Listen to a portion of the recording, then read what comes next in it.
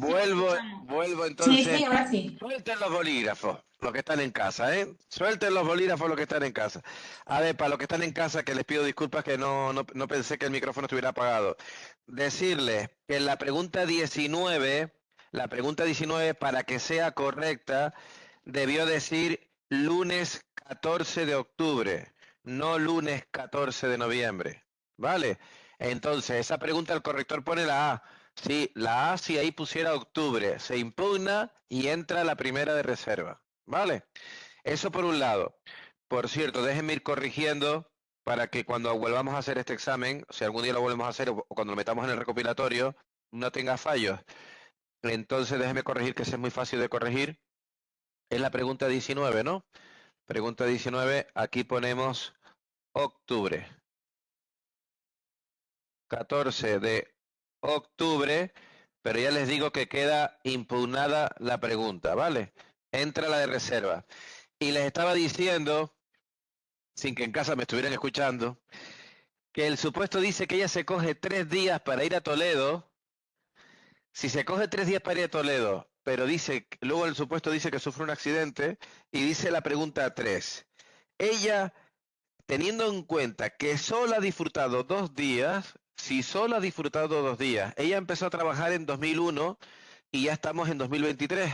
Si ya pasaron 22 años, no estamos en el octavo trienio, pero sí el sexto trienio sí pasó. Al sexto trienio, a los 6 días, ¿cuántos hay que sumar? 2, 8 menos 2, me llevo una, 6. El corrector propone 5 y la correcta es la 6. O sea, en el 3, en el corrector hay que apuntar que la pregunta 3, la correcta es la C de Canarias. ¿Están de acuerdo conmigo? ¿Sí? Vale, pues el corrector ponía que es la A y la correcta realmente es la C. Vale. Disculpa, Víctor, el corrector, los que estamos en casa, ¿lo recibimos también por mail? Sí, por cierto. Y sí, Natalia, manden el corrector, por favor. Y sí, Enviamos y subimos. vale, se envía el correo electrónico. De todas maneras, aunque se las va a mandar el corrector, yo ahora voy a corregir. Voy a corregir rápido Gracias. como lo hago siempre, ¿vale? Para que ya se puedan corregir, ¿vale? Para que sepa cuántos fallos y todo eso, ¿vale? Yo, preguntas que me hagan dudar, tengo preguntas aquí que no tengo muy claro, pero ya las comentamos después, ¿vale? Pero ahora voy a darles el corrector, ¿vale? Venga, ¿están preparados? ¿Están preparados? Empiezo a corregir, ¿eh? 1, Canarias. 2, Barcelona. 3, Canarias. Tenían por ahí la y es la C de Canarias. 4, Canarias. 5, Dinamarca. 6, Barcelona. 7, Barcelona. 8, Dinamarca. 9, Canarias. 10, Dinamarca. 11, Alemania. 12, Barcelona. 13, Canarias. 14, Alemania. 15, Barcelona. 16, Dinamarca. 17, Alemania. 18, Dinamarca. 19 es Alemania, pero la ponemos como impugnada o anulada. 20, Dinamarca. R1, Alemania. R2, Dinamarca. R3, Alemania. R4, Barcelona. R5, Dinamarca. Uno se pregunta, ¿por qué las preguntas fáciles son las de reserva? Que solo entró una. ¿Eh? Ya podías haber puesto las de reserva en medio del examen, ¿verdad? Pero bueno, cuando hice la corrección yo ahora sobre la marcha rápido y digo que los villancicos están en las preguntas de reserva. Eso no es muy útil, ¿eh? En la realidad no suele ser así, ¿eh? En la realidad las preguntas de villancicos están dentro del examen, ¿eh? A ver, yo vi rara la pregunta 8 que no la entendí muy bien. Pregunta 8 dice, indique el órgano competente para emitir el documento del pago material. Esa pregunta tiene veneno. ¿Por qué la D ninguna es correcta? Es la correcta. ¿Eh?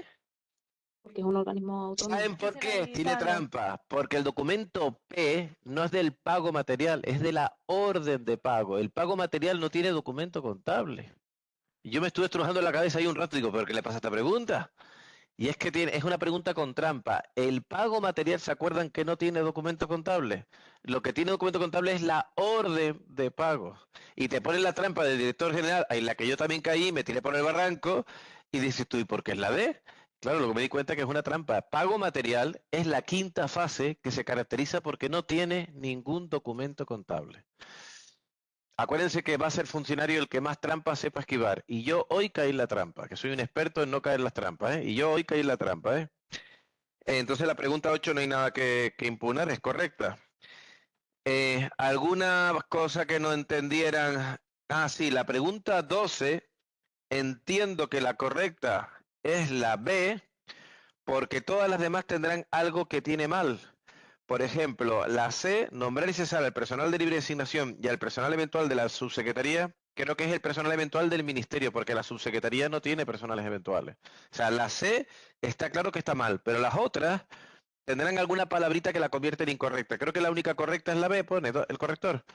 12 dice que es la B. Mi pregunta es, ¿qué tiene mal la A y qué tiene mal la D? Seguro que habría que ir a la ley y mirar si tiene algún fallo, ¿eh?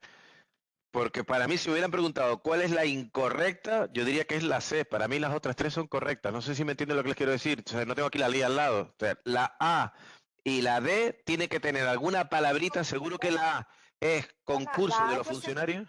¿Hola? perdona, la A yo sé por qué está mal. Porque Es no es de porque laborales, solo de solamente el funcionarios, ¿no? concurso solamente es para el personal funcionario, no para Me el lo concurso imaginaba. funcionario laboral. Me lo imaginaba. El concurso es solo para funcionarios. ¿Y la D qué tiene, que no pone asimilados o qué pone? La D porque está mal.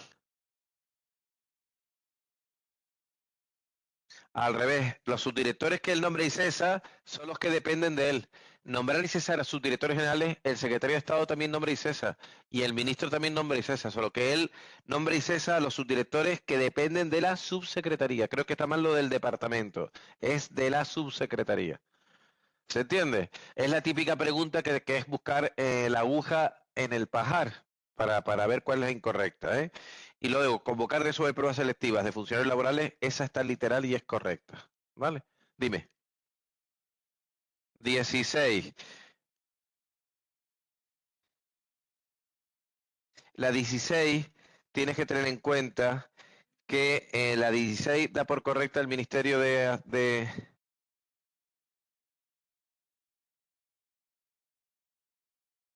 Pues ya está. Todas son correctas. ¿Qué quiere que te diga? Yo tampoco, si te sirve de consuelo, yo tampoco la tuve bien, ¿eh? Pero a mí me pensé que me ibas a preguntar por otra que era la de Víctor, la ¿por qué no 18. es, a ver, cuál es otra que se parece mucho a esa? A ver, había una pregunta de ese estilo del director general que parece que lo hace él, es la de 15, es la 15. Sí, la 15, la respuesta correcta es la B. Si son ingresos legalmente afectados, ¿quién lo hace? ¿El presidente director o el Ministerio de Hacienda? Los ingresos legalmente afectados lo hace el Ministerio de Hacienda. Es decir, ayer justo, creo que ayer en la clase del módulo 8014, hice un cuadro en la pizarra de 3 para el ministro titular del ministerio, 3 para el ministro de Hacienda, pero en los organismos autónomos son 5 para el presidente director y 1 para el ministro de Hacienda.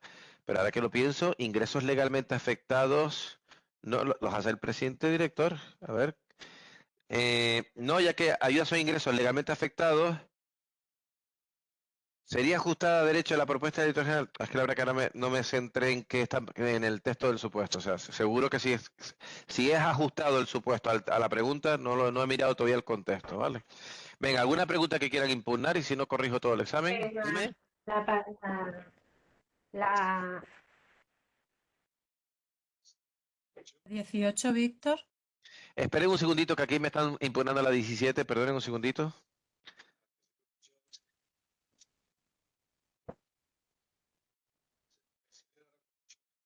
la toalla, no sé qué he hecho con ella.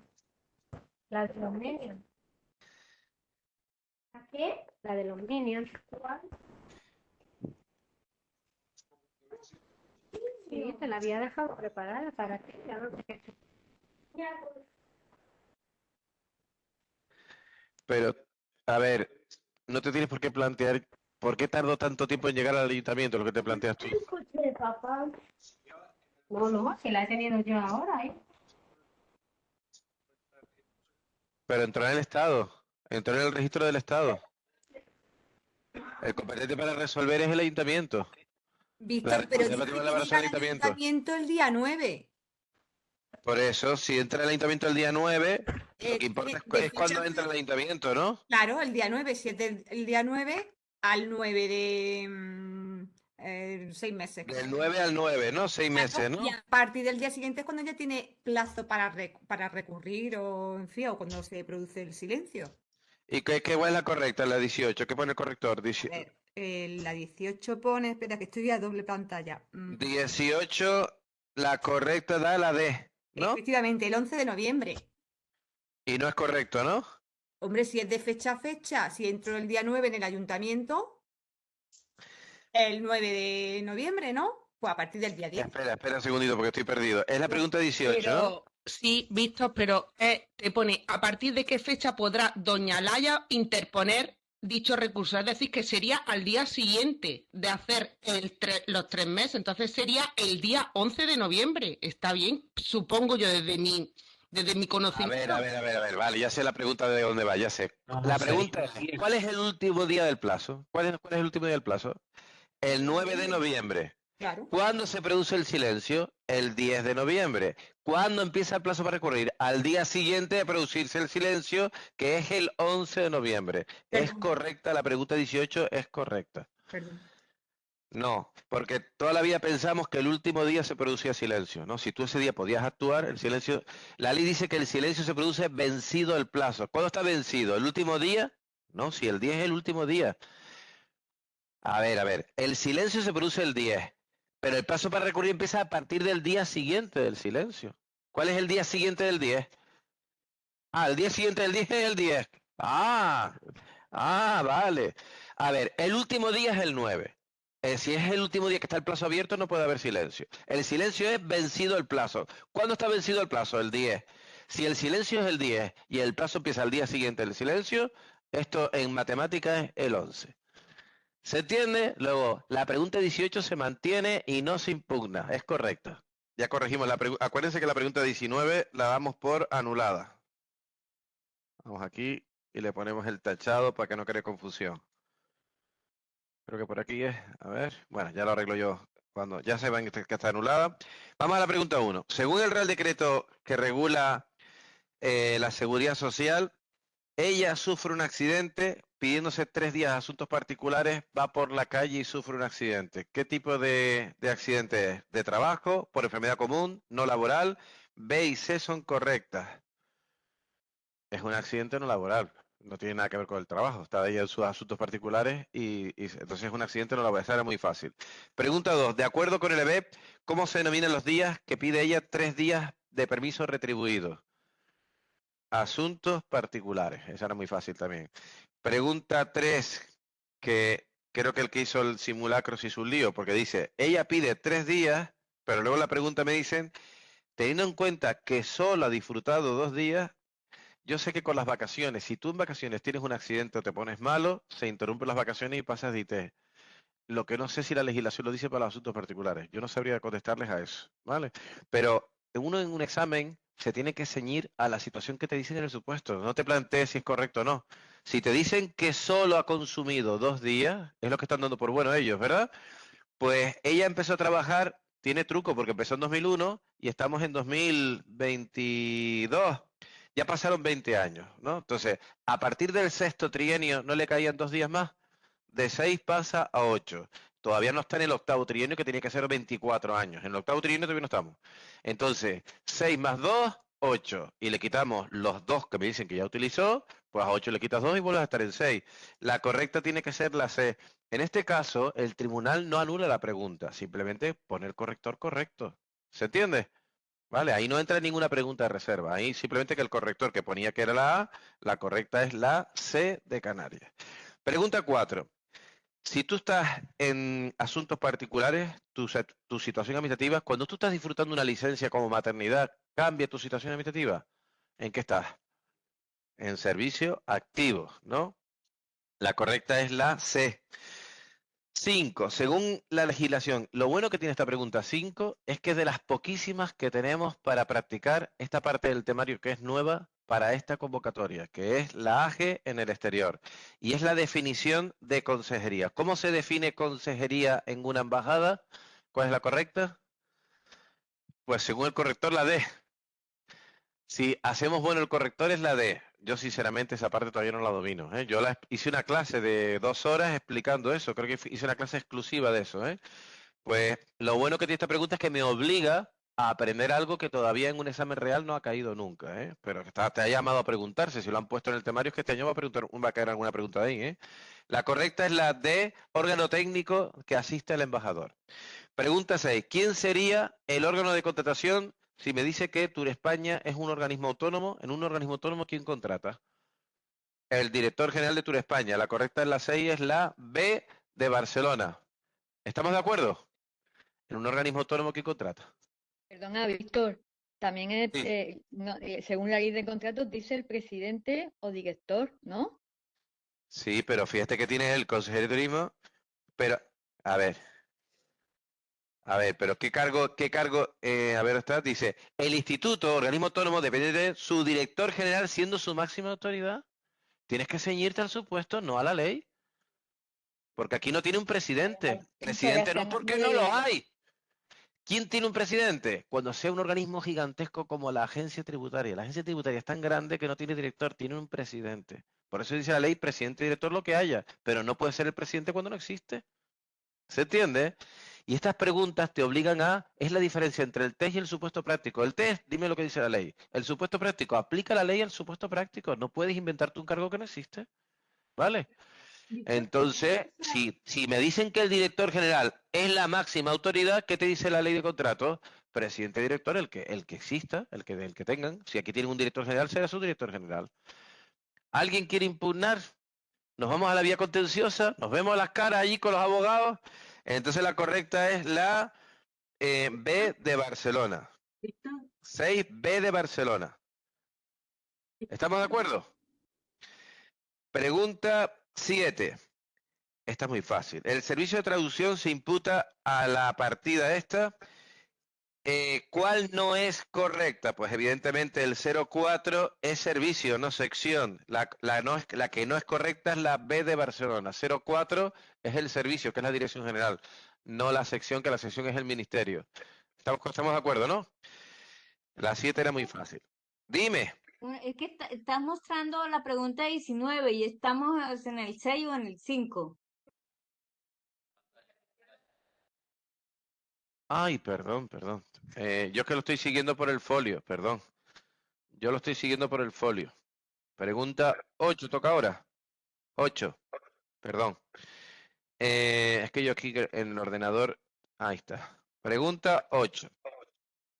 Dice, indique el órgano que emite el documento contable del pago material. Esta es la pregunta trampa en la que yo mismo caí. Pago material es la quinta fase de la fase de gasto que se caracteriza porque no se emite ningún documento contable.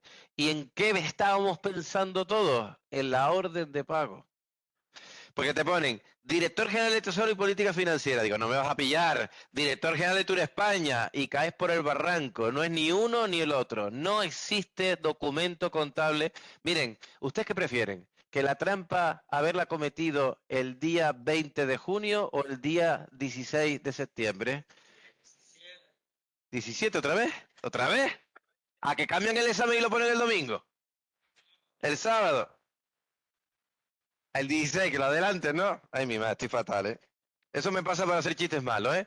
A ver, ¿prefieren caer la trampa hoy o el día del examen? Es que me complico la vida yo con la fecha, ¿eh?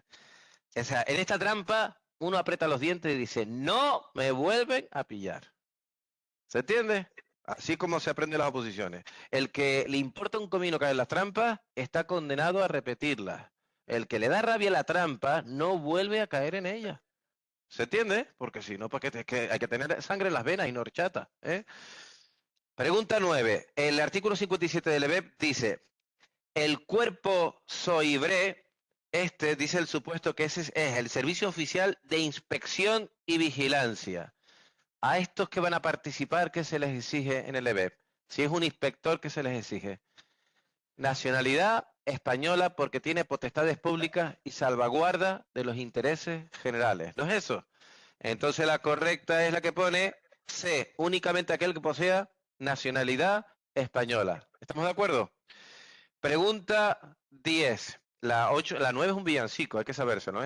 10. Una vez resuelta dicha convocatoria, ¿quién nombra a los funcionarios de carrera? Da igual que sea de un cuerpo especial. Si son funcionarios de carrera, ¿quién los nombra? Secretario de Estado o de Administración Pública o de Función Pública. Nunca te saldrán los dos. Administración Pública dice el decreto. Función Pública dice la realidad. Nunca te pondrán las dos situaciones. ¿Vale? La correcta es la D. Pregunta 11. ¿Cuál no es un principio rector en el acceso al empleo público? Salta a la vista el que está disparatado. ¿Cuál es el que está disparatado? Porque la imparcialidad y la profesionalidad es respecto de los tribunales, no del proceso selectivo. ¿Se entiende? La imparcialidad y la profesionalidad es respecto a los miembros del tribunal, no respecto al proceso en sí. ¿Lo ven? De todas maneras, creo que por descarte salía. Discrecionalidad técnica de los órganos, publicidad de las convocatorias, transparencia, ¿no la veían clara? No se veía tan clara, ¿no? Yo también, yo acudí a Descartes. Tú vas a Descartes y saber, publicidad de la convocatoria y las bases, cierto. Transparencia, cierto. Discrecionalidad técnica, mira, si hay algo que está horrible en las oposiciones es la dichosa discrecionalidad técnica, que los jueces han dicho, hasta la discrecionalidad técnica tiene que llegar a un punto. ¿Qué significa discrecionalidad técnica?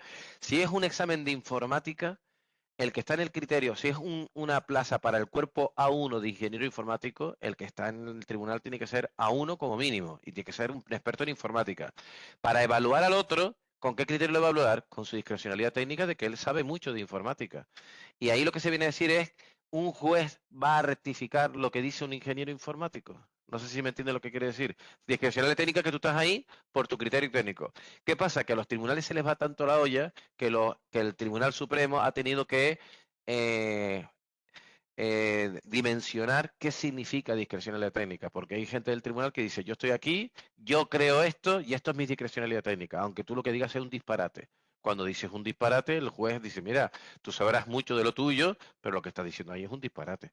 Y lo Supremo lo ha tenido que corregir. Pero el discrecionalidad técnica es que el que está ahí, el que está en un tribunal puede recibir órdenes de nadie. Si yo soy miembro de un tribunal y tengo un vocal sustituto y estoy enfermo y viene el vocal sustituto actúa con su propio criterio o con el mío. Con su propio criterio. ¿Entiendes? Cada uno que está en el tribunal lo está con su propio criterio, no por delegación de nadie y no pueden recibir instrucciones de nadie. Por lo tanto, imparcialidad y profesionalidad. Esto, desgraciadamente, la realidad se pone a veces muy cochino, sobre todo en Santa Cruz. Vamos a la pregunta 12. Dice, con respecto al subsecretario, indique cuál es no es una función. Antes me dijo una chica, Víctor, él convoca concursos de funcionarios, pero a los laborales no se suele llamar concursos, se llama movilidad. El convenio colectivo no habla de concursos, sino de movilidad. Eso está mal. Luego, el eventual, él nombra y cesa a todos los eventuales del ministerio o del departamento, pero es que el subsecretario, ¿me saben decir en un ministerio quién tiene eventuales? De todos los órganos del ministerio, ¿se acuerdan? Ministro, secretario de Estado, subsecretario, secretario general, director general, secretario general técnico y subdirector general. De todos esos, ¿quién tiene eventual? Solo el ministro y solo el secretario de Estado. En un gobierno tienen eventuales el presidente, vicepresidente, ministros y secretarios de Estado. De secretarios de Estado para abajo no existe el eventual. ¿Se tiene claro esto? El subsecretario no tiene eventuales. Podrá tener a su lado personal de libre designación, pero eventuales no. ¿Se entiende? ¿Qué más? Entonces la correcta ahí dijimos que era la B. Pregunta 13. ¿Ha sido correcta declarar ampliable el crédito destinado a costear gastos en Arabian Travel? Aquí yo no sé lo que dice el supuesto, pero la correcta dice que es para que un crédito sea ampliable, lo tiene que decir una norma con rango de ley, ¿vale? Que yo le reconozco que esa no es un villancico, yo esa no me la sabía, Pero vamos, por descarte acudes a esa, ¿no? Pregunta 14. En caso de aprobarse una ampliación, ¿cómo se amplía? Ah, esta es la que yo les quería decir antes. Esta es la que tiene trampa. Si fuera un ministerio, las ampliaciones se suelen financiar con cargo al fondo de contingencia o baja otros créditos. Pero si es un organismo autónomo, se financia con baja otros créditos no financieros del organismo o con el remanente de tesorería. La única correcta ahí es la A. ¿Cuánta gente cayó en la B? Que levante la mano los que se fueron por el barranco de la B. Unos cuantos, ¿no? Si hubiera dicho ministerio, la B sería la correcta, ¿vale? Pero como está en un organismo autónomo, se financia con baja otros créditos o con el remanente de tesorería, pero nunca con el fondo de contingencia. Es una forma de aprendérselo. Organismo autónomo no puede utilizar el fondo de contingencia. No, si es que estaba llamada a que te cayeras por el barranco de la B, ¿vale?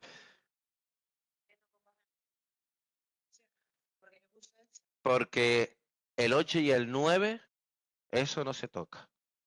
Capítulos 8 y 9, acá, no se toca. ¿Se entiende? Cuando la ley te dice, tú financialo con baja de otros créditos de la misma naturaleza, pero nunca con el 8 y el 9. El 8 y el 9 no se toca, ¿vale? De hecho, cuando tienes que endeudarte con deuda pública, dice, pues con deuda pública o con el 8 y el 9, ¿vale? Pero eso es para deuda pública y con el tema financiero, ¿vale? Pregunta 15. Entonces, la 14, la correcta es la A, ¿vale? Si hubieran puesto con remanente del tesorería sería correcta, pero no lo tenía como opción. ¿Alguien me llamó? Dime.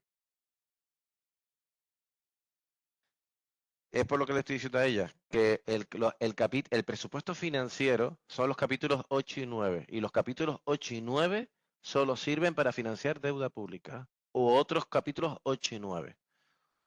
El que está acostumbrado a hacer supuestos prácticos de presupuesto sabe que el 8 y el 9 en el supuesto práctico no existe. En los supuestos prácticos tocamos alguna vez el 8 y el 9, como si no existieran, ¿verdad? ¿No es así? Entre ellos y se acabó, ¿verdad? Pregunta 15. ¿Es ajustada a derecho la propuesta del director general? Me dice que no, ya que estas ayudas son ingresos legalmente afectados a actuaciones determinadas. Por lo visto, él quería utilizar un dinero para una finalidad distinta. A ver, que no me acuerdo qué dice el supuesto. ¿Dónde está? ¿En qué párrafo está eso? Dice, poco después solicita urgentemente una mayor asignación de presupuesto debido a que los fondos previstos para la nueva son insuficientes. Dada la inminente del evento, el ministro decide aprobar una orden ministerial para declarar dicho crédito como ampliable. El director de industria, modo alternativa, podría emplear el importe sobrante de ayudas provenientes de la Unión Europea a empresas industriales con un alto consumo de gas. Claro, si son ayudas europeas para un alto consumo de gas, tú lo puedes utilizar para el Arabian Travel Market. ¿Eso qué tiene que ver con el gas? Nada, es muy gaseoso, pero no tiene que ver con el gas, ¿eh? Entonces, si tienes fondos afectados, a ver, ¿qué carácter tiene el presupuesto? Los ingresos presupuestarios, ¿cómo son? ¿Afectados o no afectados? ¿Cuál es el principio? ¿Afectación o no afectación? ¿Cómo? Dice, ¿me afeito o no me afeito? El principio es de no afectación, que es cuando el Estado recauda impuestos, ese dinero no se sabe a dónde va a ir. Y como no se sabe a dónde va a ir, se aprueba el presupuesto y se decide, tanto para educación, cuando se aprueba el presupuesto se decide a dónde va el dinero recaudado. Si el dinero ya entrara afectado, los diputados no tenían que aprobar una ley de presupuesto decidiendo a dónde va el dinero. ¿Se entiende? ¿Cuál es el carácter general del dinero? Que entra no afectado. ¿Cuál es la excepción? Dinero que entra afectado. Subvención de la Unión Europea para carril bici. Eso rompe el principio y es una excepción. ¿Ese dinero cómo entra? Afectado. ¿En qué te lo vas a gastar? ¿En munchitos? No, en carril bici. ¿Se entiende? ¿El carril bici te lo puedes gastar en gas? No, en carril bici. ¿Se entiende? Pero eso es una excepción. Cuando se recaudan impuestos, cuando las administraciones públicas recaudan impuestos, los impuestos, lo que se recauda, cuando se aprueba el presupuesto se decide a qué se destina. Por lo tanto, el dinero entró no afectado. ¿Se entiende lo que significa? Lo que quiero es que entiendan qué significa que es no afectado. Y si me viene un dinero afectado, ¿a qué lo vas a destinar? A su finalidad, a la que está afectado. ¿Se entiende esto? Entonces la correcta es, ya toca irnos. No, qué susto. Qué susto.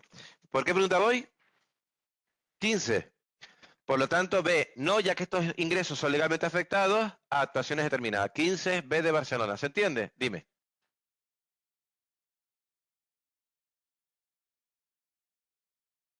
Todas, eso es muy difícil de determinar. A ver, la subvención te la dan para algo concreto, pero no es una fuente de financiación de una administración pública. Es decir, las administraciones públicas se financian con subvenciones. O sea, ¿quién da las subvenciones? La administración pública. ¿Quién las suele recibir? Los particulares. ¿Que una administración pública puede recibir subvenciones? Sí, pero no es la finalidad de las subvenciones. ¿Se entiende? Vale, entonces no es una forma de financiación, pero es verdad. Para lo que te dan la subvención, te la tienes que gastar en eso, es verdad. La subvención tiene una finalidad concreta, pero no se suele decir, es que nosotros solo nos financiamos con subvenciones, la administración pública no se financia con impuestos, ¿vale? Pero es verdad, lo que te entra por una subvención te lo puedes gastar solo en eso es verdad, es algo afectado, ¿eh? Vamos a la pregunta 16. El director general de Industria tiene dudas sobre si realmente se podrían emplear dichas ayudas para la situación planteada. Es por ello que lo consulta la unidad de contratación y esta le explica que podrán dar lugar a generación los ingresos realizados en el propio ejercicio como consecuencia de ¿qué puede provocar generación? Y dice, enajenaciones de inmovilizados, aportación del Estado, del organismo autónomo a las entidades del presupuesto limitativo, ingresos, bueno, ¿cuál es la correcta? Pone, todas son correctas, ¿no? ¿Cuántas causas de generación de crédito tenemos? Tenemos 6 causas de generación de crédito, ¿vale?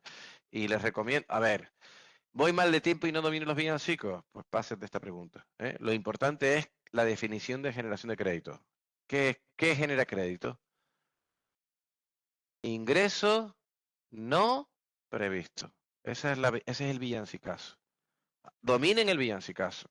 Y ahora es, ¿quién aprueba las generaciones de crédito? Son 3 y 3, ministerio y titular del ministerio y Ministerio de Hacienda 3 y 3. Y si estoy en un organismo autónomo, el presidente director 5 y solo una. ¿En qué coincide el Ministerio de Hacienda los dos? En la enajenación de inmovilizados. Ahí da igual que sea organismo autónomo o que sea entre ministerios, ¿eh? Es Ministerio de Hacienda en los dos casos. Ahora, cuando estoy en un organismo autónomo, todas las demás las aprueba el presidente director. Y cuando estoy en un ministerio, las de ingresos legalmente afectados y la de prestaciones, que se me olvidó, prestaciones y servicios, los ingresos por prestaciones y servicios, eso también lo hace el Ministerio de Hacienda. Vamos a la pregunta 17, toca ahora. El 2 de abril, doña Lai presentó la reclamación al Ayuntamiento de Toledo, dice, dirigida al Ayuntamiento de Toledo, se la presenta en el registro electrónico del Estado, pero el Estado se lo manda al Ayuntamiento. La pregunta es, ¿por qué tarda tanto esto en llegar al Ayuntamiento? Si es electrónico, esto parece que lo mandó en barco de vapor. No sé si no tiene sentido que lo presentó el 2 de abril y esto llegue el 9 de mayo. Ahí la documentación, si fuera en valijas todavía tendría sentido, pero electrónicamente esto es una situación que en la actualidad no se da. Si yo lo presento electrónicamente, ¿cuándo llega? En el mismo minuto llega a los dos sitios. Cuando yo le dé presentar, eso electrónicamente entra en los dos sitios. ¿Vale? Pero bueno, ustedes se tienen que adaptar a lo que dice el supuesto. Y si dice que llega al ayuntamiento, el plazo para resolver, ¿cuándo empieza? Cuando llega a la administración que va a tramitar. Y llegó el 9 de mayo, dice, el ayuntamiento considera improcedente la cantidad reclamada. A la unidad encargada de calcular la cantidad, lo hará con arreglo para calcular un daño. ¿Qué legislación se tiene en cuenta? Esta es una pregunta difícil, ¿no? Es la legislación fiscal. ¿Eh? Sí, porque está el corrector, ¿eh? Sí. De todas maneras, pues eso me vale para repasar la responsabilidad patrimonial. Es decir, las partes que no me sé de responsabilidad patrimonial, esta pregunta yo iría al tema que está en el tema 3340, el módulo de responsabilidad patrimonial, e irse a la ley 40, para eso está en la ley 40. ¿eh? Pregunta 18. El 10 de agosto, doña Laia no ha recibido respuesta a su reclamación por parte del Ayuntamiento, por lo que se plantea interponer recurso. En el caso de producirse silencio, ¿a partir de qué fecha podría interponer dicho recurso? Esta es la que dimos antes, ¿no? El último día del plazo. Sí, dime. En esta que hemos visto antes, que ustedes estaban diciendo que era la D, yo no estoy de acuerdo, porque no es una notificación. O sea, la fecha empieza a contar el 9 de mayo. Luego termina 6 meses después, que sería el 9 de noviembre. Luego el silencio sería a partir del día 10, cuando puede poner el recurso. No, no es correcto eso, ¿eh? Ya los catedráticos de Derecho dicen, si el último día del plazo es el 9, el silencio se produce cuando está vencido el plazo. ¿Cuándo se produce el silencio? El 10. Y si la ley dice que el recurso es a partir del día siguiente de la notificación, de la publicación, o al día siguiente de producirse el silencio. Claro, Si el pero silencio se produce el el 10, plazo, ¿perdón? el plazo vence el 9. El plazo, cuidado. Esto es una pregunta. Yo a mis compañeros les digo, nunca pongan cuándo acaba el plazo. Di cuál es el último día del plazo. ¿Cuál es el último día del plazo? El 9 Entonces, de ¿cuándo está vencido el plazo? el día 10. ¿Eh? ¿Cuándo está vencido el plazo?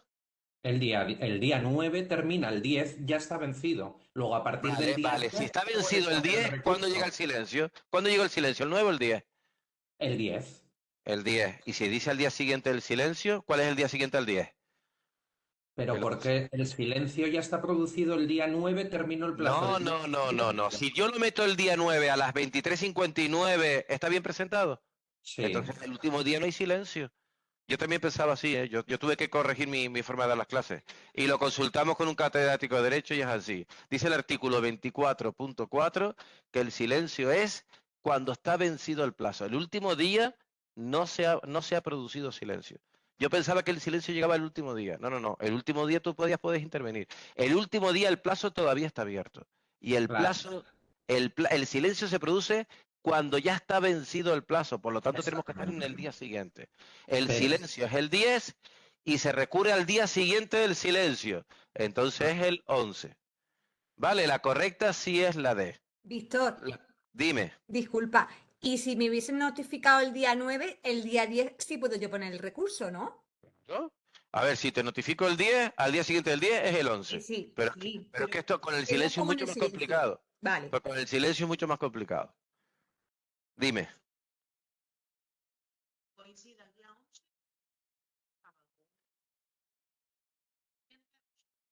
Buena pregunta esa. Muy buena pregunta esa. Me preguntan por aquí, si el primer día del plazo hubiera sido, si el día 11 de noviembre es sábado, domingo y día inhábil, no, porque el plazo para recurrir, ¿qué es? ¿Un mes? Es irrelevante que el primer día del mes sea un día inhábil, porque tú no estás buscando días hábiles, tú estás buscando un mes. En plazos en meses, años y días naturales, el primer día del plazo inhábil es irrelevante. Lo que no puede acabar ese plazo, ¿en qué no puede acabar ese plazo? Entonces, el que no puede ser inhábil es el último día. El primer día es irrelevante.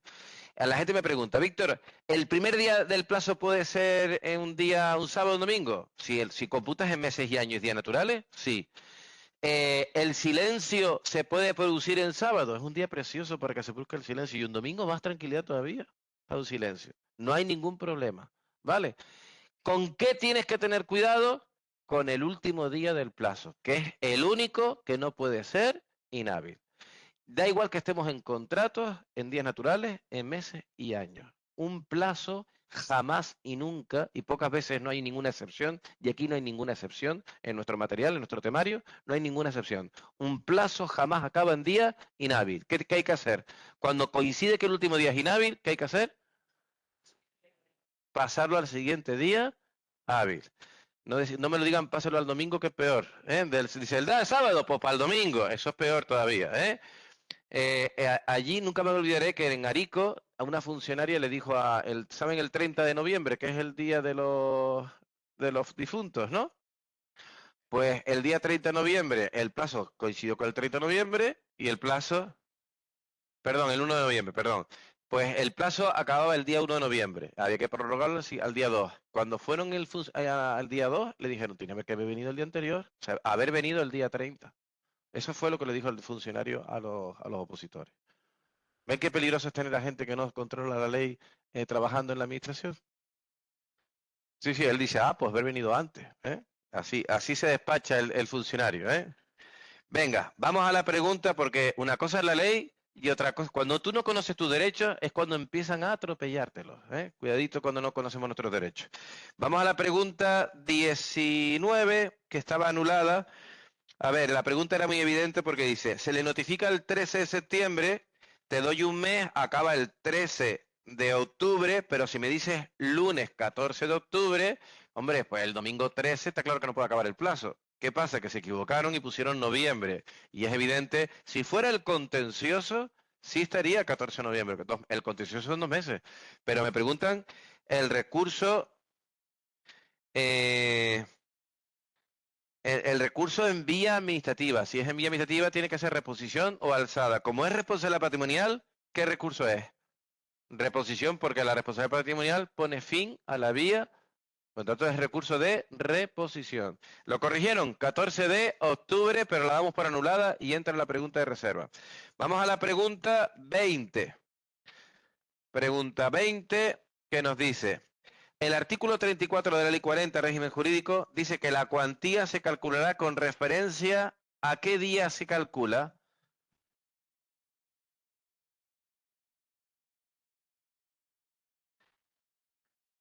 A ver, la correcta es la B y la C. Se va al día que se produjo, a la fecha en que se realmente produjo. Lo que pasa es que se calcula con lo que diga la Ley 47/2003 o lo que diga el INE o lo que diga SER. Todo eso lo dice la Ley 40. Es una pregunta que, igual que lo de antes, que no lo sabíamos, esto... ¿A qué nos obliga esto? A ver partes de la responsabilidad patrimonial que no estamos acostumbrados a ir a mirar. Nos obliga a mirar esa parte de la... Pues fueron las preguntas anti-10 de hoy, fueron las preguntas difíciles de hoy, de las 2 de responsabilidad patrimonial. Preguntas de reserva. Entonces la correcta es la que pone la D de Dinamarca, ¿verdad? 20D, ¿no? Pregunta R1. En relación con la responsabilidad patrimonial, ¿está obligada doña Laida a presentar electrónicamente... Doña Laia, ¿qué es doña Laia? Es una funcionaria que se accidenta en Toledo, estando de visita en Toledo. Entonces, ella cuando pide la responsabilidad patrimonial al ayuntamiento, ¿lo pide en condición de funcionaria o de ciudadana? Entonces, ¿es colectivo obligado? Porque los empleados públicos son colectivo obligado en lo que tenga que ver con su condición de empleado público. Igual que el abogado. La pregunta del año pasado del Estado fue más difícil porque era una abogada trabajando como abogada que se cae por la escalera. Pues el momento que se cae por la escalera, y el supuesto no dice por qué se cae por la escalera, pero bueno, damos a entender que es que la escalera estaba mal, ¿verdad? Si es una abogada que trabajando pero se cae por la escalera, ella cuando pide la responsabilidad patrimonial lo pide como abogada o como interesada, como cualquier persona que se cae por la escalera. Era interesada, era ciudadana. ¿Se entiende? Dime. Pero eso es accidente in itinere.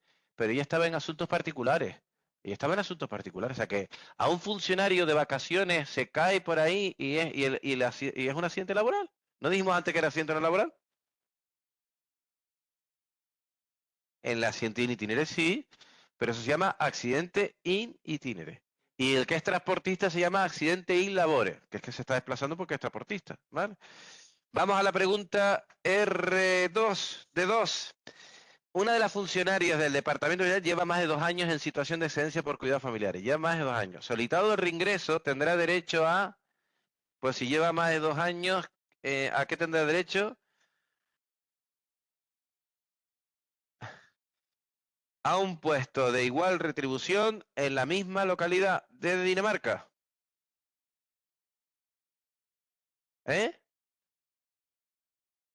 No tiene reserva porque tiene reserva 2 años. Como ya pasaron 2 años, ¿no? Ya perdió la reserva de plaza, ¿verdad? Lo de las 6 meses para la violencia de género, que tiene reserva 6 meses prorrogables por periodos de 3 hasta un máximo de 18. ¿Te refieres a eso? Artículo 89. Bueno, la suspensión, si supera los 6 meses, pierdes tu puesto de trabajo. Ahí la expresión pierdes tu puesto de trabajo, ¿qué significa? Que pierdes la reserva, no que te vayas a la calle, que está expresado mal, ¿eh? Pregunta de la ley de igualdad. Simplemente porque es la literalidad del EBEP. Es que está beta del EBEP y es literal. Pero tú ciñete el EBEP, ciñete el EBEP, si no te compliques la vida. Puesto de trabajo a nivel con el destino correspondiente al grado consolidado, en la misma, un puesto del trabajo del nivel del completo destino correspondiente al grado consolidado en la misma localidad. No, porque el EBEP no habla de grado consolidado, habla de iguales retribuciones. Tú podrías estar en un nivel 16 y consolidado un 14. Iguales retribuciones que es 14 o 16. A ver, yo tengo nivel 16, pero mi grado consolidado es el 14. Si el EBET dice iguales retribuciones, no te está diciendo lo consolidado. Porque yo sí tengo nivel 16 y consolidado el 14, ¿qué cobro? ¿El 16 o el 14? El 16. Entonces iguales retribuciones es el 16. ¿Ves que no es igual? ¿Vale? Para lo consolidado lo dice para servicios especiales, pero para el cuidado de familiares se ve que no pone lo de consolidado, ¿vale? Por eso, eso de lo consolidado lo tienes que respetar en servicios especiales según el EB, ¿vale? Ley de igualdad. ¿Qué empresas tienen que tener un plan de igualdad? Las que tengan más de 50 trabajadores. La ley de contratos. ¿Cuándo nos metemos en SARA? A partir de... ¿Por qué 140 y no 215? Eso no tiene que ver. Organismo autónomo. AGE, somos AGE. Es un organismo autónomo de la AGE. Aquí es AGE o no AGE. No organismo autónomo, no organismo autónomo. Cuidado, ¿eh? Estamos en la AGE. ¿Qué cantidad miramos? En el Estado, ¿qué nos va a preguntar el Estado? ¿Por la cantidad AGE o por la cantidad no AGE? La cantidad AGE. H, como dice alguna gente. Es que yo voy a la H. Digo, tú eres New Age. Venga, vamos al siguiente. Unos meses después, doña Laia adquiere la condición de funcionaria al servicio de una organización internacional. Por lo tanto, será declarada servicios especiales. Si trabaja en un organismo internacional, es declarada en servicios especiales.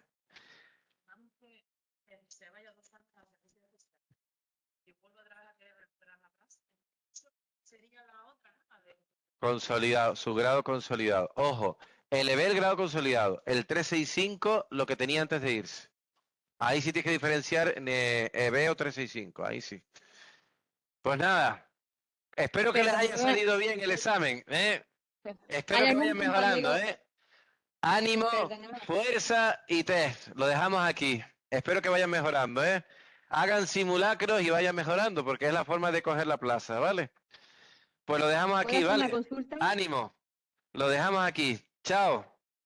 Gracias por la acogida que nos dan siempre en Gran Canaria, que siempre nos acogen muy bien, ¿eh? Gracias, ¿eh? Cortamos aquí la grabación.